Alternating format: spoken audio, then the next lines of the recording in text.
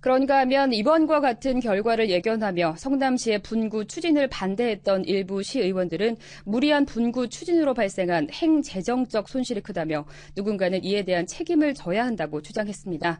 홍석환 시의원 전화로 연결해 보겠습니다. 홍석환 시의원 안녕하세요. 네, 안녕하세요. 성남시의 홍석환 시의원입니다. 네, 분구 무산에 대한 책임 문제를 제기하셨는데요. 무리한 분구 추진으로 발생한 손실은 뭐라고 생각하십니까? 네, 행정안전부는 이번 분구안 불승인의 이유로 크게 두 가지를 이야기하고 있습니다. 첫 번째는 분당구와 같은 일반구를 없애고 동을 광역화하는 대동제의 검토. 두 번째는 행정구역의 개편입니다.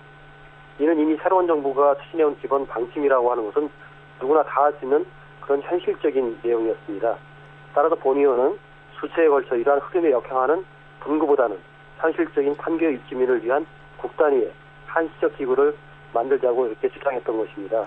따라서 의회에서도 지난 2008년 9월 2일 날 집행부에 이러한 안을 권고했습니다만 집행부는 분구안을 무리하게 추진하다 암초를 만나 2,500 공직자와 100만 시민사회 커다란 혼란을 야기시키게 되었습니다.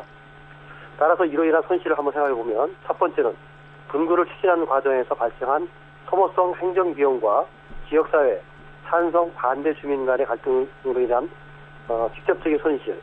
두 번째는 9월 2일 의회에서 한시적 기구 권고 이후에도 무리하게 추진함으로써 찬성 반대 주민 간의 갈등이 심화됨으로써 빚어진 지역사회의 발전적 의견들을 모을 수 없게 된 기회 손실과 한시적 기구 등을 통한 조직 개편 등 행정 서비스 체계 개선을 할 수 없게 된 행정적 손실이 크다고 생각합니다.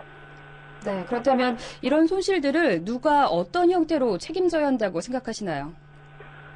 책임을 누가 어떤 행태로 져야 된다라고 지금 구체적인 내용을 이야기할 수는 없지만 이번 분구안을 무리하게 추진한 의사결정 과정에 있는 사람들은 모두 다 책임을 져야 한다고 생각합니다.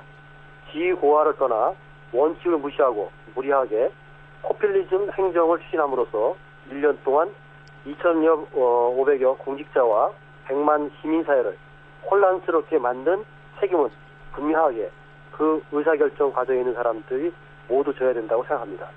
네, 행안부에 올릴 분구안을 채택해준 시의회 역시 책임에서는 자유롭지 못할 것 같은데요. 이에 대해서는 어떻게 생각하십니까?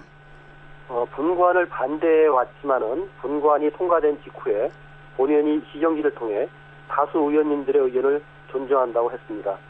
그리고 의원의 한 사람으로 분구안이 통과된 것에 대해 시민 여러분께 죄송하다는 말씀도 드렸습니다. 하지만 오늘 이러한 혼란을 다시 야기시킨 점에 대해 다시 한번 시민 여러분께 죄송하다는 말씀을 드립니다. 의회는 다수 의견을 존중할 수밖에 없습니다. 앞으로 분구안이 불승인된 그 이후의 대안에 대해서는 지역사회와 함께 고민해 나가도록 그렇게 하겠습니다. 네, 홍석환 의원 잘 들었습니다.